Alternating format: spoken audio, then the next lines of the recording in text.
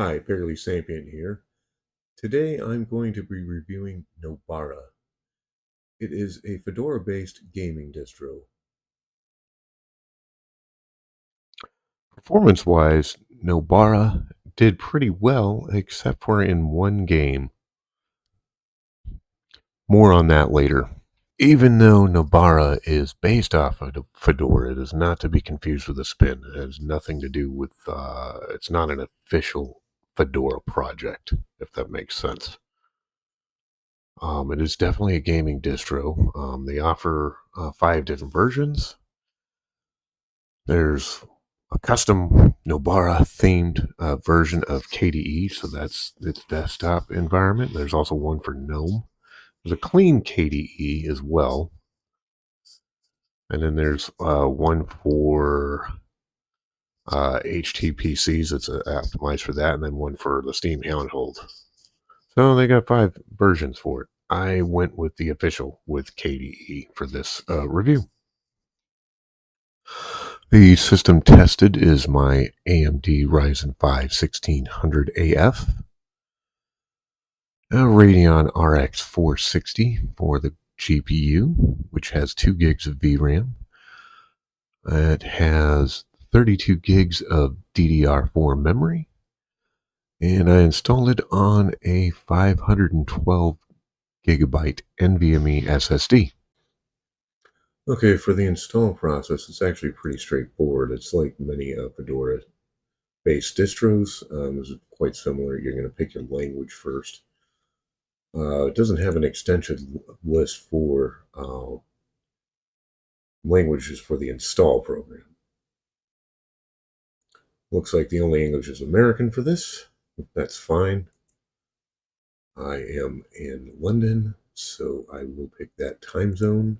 And I have a UK keyboard, so I will pick that keyboard. And of course, I'm going to put in my name as usual. And I cannot spell at the moment.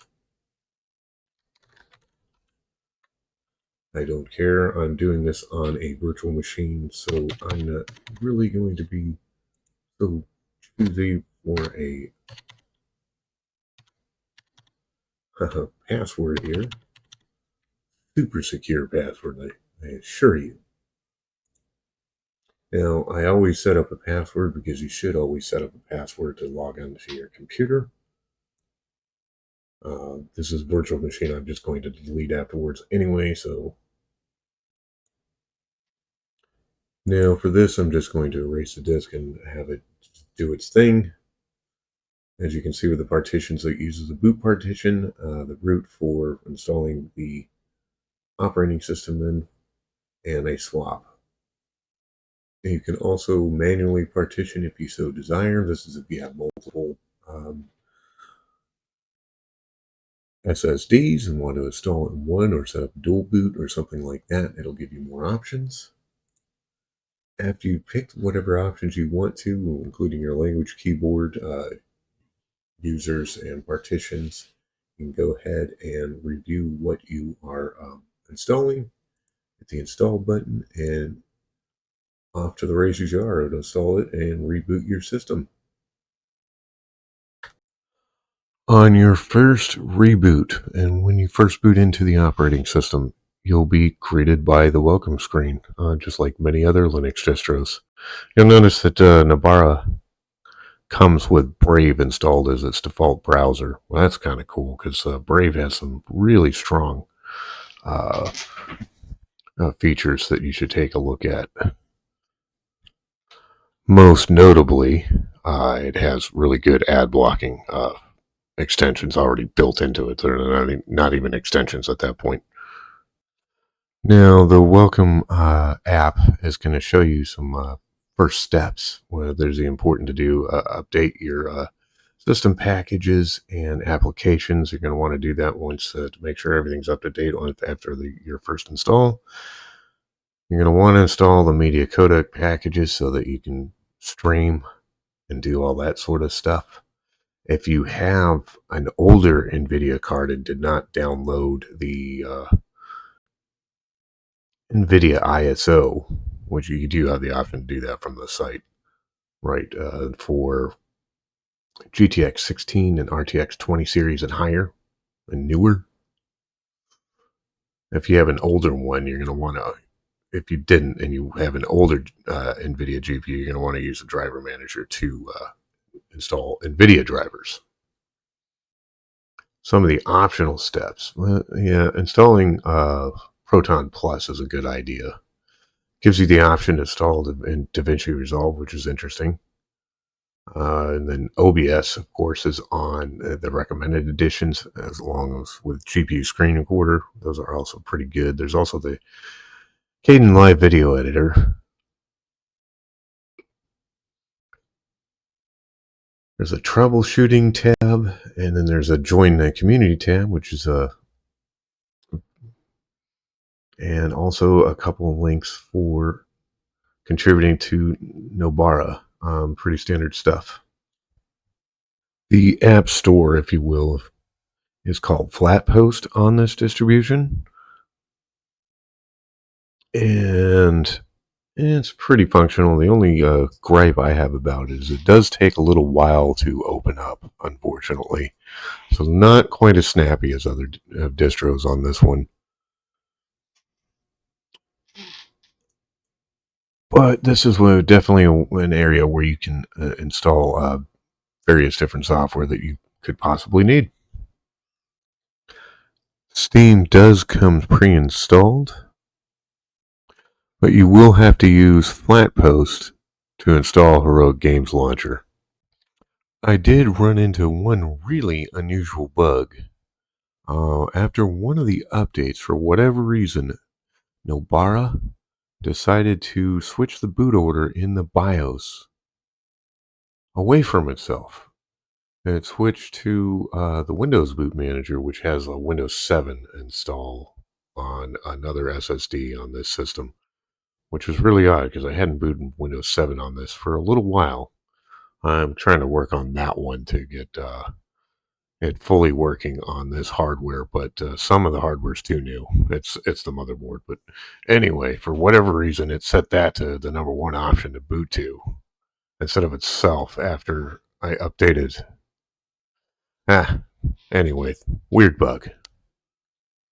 Okay, so the first game I tested just to see if everything was working okay was Doom plus Doom 2, and yes, everything worked, including the controller. Unlike what happened recently with the last testing with Pika OS, that was 4 games didn't work at first with the controller. Well, I didn't have any issues like that with this one. Overall, gaming performance in Nobara was actually pretty darn good. Starting off with Borderlands here. It did really well, actually, with an average of 69.1 frames per second, a 1% low of 36.5 frames per second, and a 1% low of 31 frames per second. The gameplay was smooth. Didn't seem like there was any noticeable slowdowns. And the graphics settings were basically high settings at 1080p. Not more I could ask for from an RX 460 in Linux for this game, actually. So, yeah, pretty good performance on this one. Next up is Crysis, and I set the settings to 1080p very high. Now, at those settings, it did struggle to try to get to 60. In fact, it didn't. It averaged 47.8 frames per second, had a 1% low of 21 frames per second, and a 0.1% low of 16.2 frames per second. It was certainly playable, and I probably would have lowered the settings to high to get a better frame rate if I was going to play this long term. But it was still definitely playable, and it looks great at 1080p. Of course, this game, despite its age, is a very good looking game. And this is footage from Far Cry Primal, the in-game benchmark, at 1080p medium settings. The game did fairly well in Nobara at these settings, as it averaged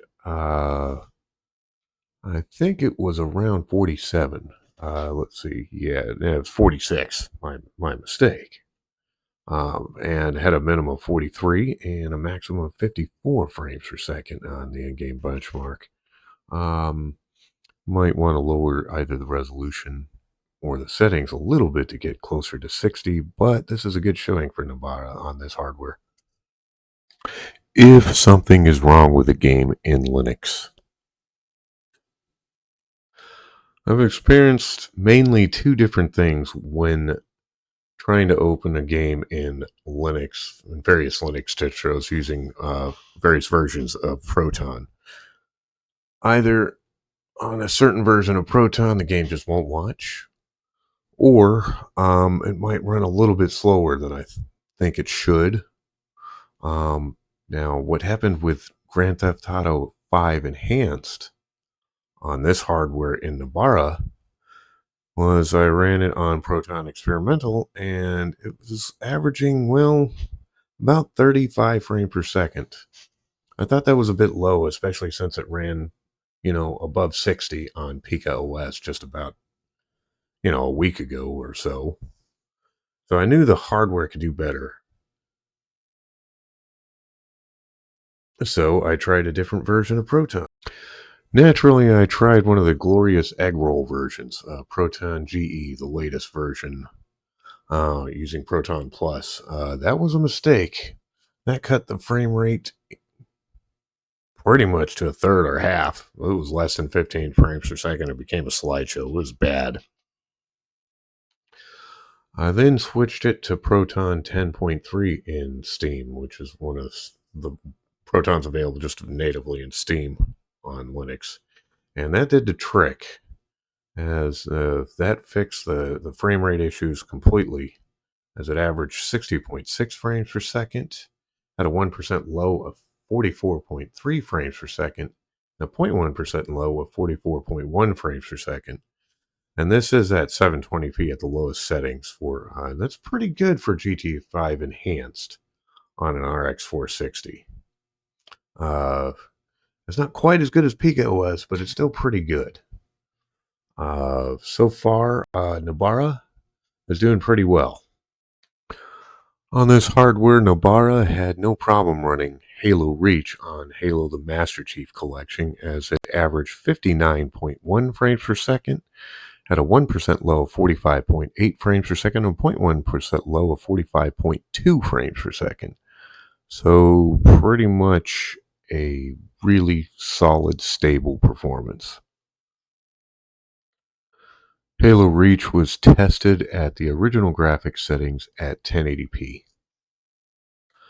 Total War Warhammer, the Linux port actually works on this gaming distro. Although I've noticed that on Fedora-based distros, Linux ports do tend to work. They all worked on Bazite as well, if I remember correctly. And Nobara performed pretty well on the in-game benchmark for the battle, as it averaged 69.3 frames per second, and it did dip down to the high 40s at times. But that's not terrible. It's actually a pretty good showing for Nobara. In Rise of the Tomb Raider, Nobara scored pretty well. This game was set to 720p at the high settings, and the average frame rate was 65.5 frames per second. That's 60.5. 1% low is 46 frames per second, and the 0.1% low is 39.9 frames per second. So it scored pretty well. In Skyrim Special Edition at 1080p high settings, Nobara gives a solid performance with an average of 51.1 frames per second, a 1% low of 29.4 frames per second, and a 0.1% low of 28.5 frames per second. So a good showing for Nobara in Skyrim Special Edition. In Stray, Nobara scored actually best I've ever seen on an RX 460, at and averaged, and this was at 1080p with all settings to low except for texture settings set to high. And it averaged 57.9 frames per second, had a 1% low of 42.9 frames per second, and a 0.1% low of 34.5 frames per second. There was no resolution scaling or anything. This is at 1080p, so this is a really good score on this hardware, to be honest. So Kingdom Come Deliverance, the first one, was also a very, very demanding game when it first came out. I was surprised to even be able to get it to run on this hardware, but it actually did quite well, considering how demanding this game was, and still is actually. This is at 720p low and an average 44.7 frames per second, and a 1% low of 27.7 frames per second, and a 0.1% low of 27.6 frames per second, so fairly stable. Not exactly a lock 60 or anything, but well, still impressive for this hardware. So Cyberpunk 2077 was a lost cause on this hardware at 720p, low settings with FSR set to performance. It still just wasn't enough, and this was the one game that I could not get to work at a playable level. Even in the in-game benchmark, just was not. Yeah, it was a slideshow, and on top of it, the graphics looked, well, quite blurry, quite hard on the eyes. The final score on the in-game benchmark in Cyberpunk 2077 was 15 frames per second. Yeah, not playable. Overall, I would say Nobara is about on par with CashOS. It might win in some games and lose in others, but only by a slight amount, as long as you pick the right version of Proton. I'm excited to see how this distro goes in the future. It is definitely in a performance class above a lot of Linux distros when it comes to gaming. So, yeah, I would give it a look. Other than that weird bug where it switched the boot order in the BIOS to Windows 7 for some reason. I don't know. It couldn't have been Windows because that installation can't connect to the internet because it's having trouble. I'm having trouble locating drivers for its or the motherboard's Wi-Fi card and LAN that's on the motherboard, so it can't even connect to the internet. So it wasn't that. It just yeah. Anyway, strange bug. Uh, Other than that, I mean, Nobara worked perfectly too. I never had any crashing issues or anything. It's been a joy to use, and the game's great. I'm excited to see what Nobara can do on some more powerful hardware. What do you guys think? Anyway, I hope you guys like the video, and I'll see you in the next one. Like and subscribe if you like the video, and comments are always welcome.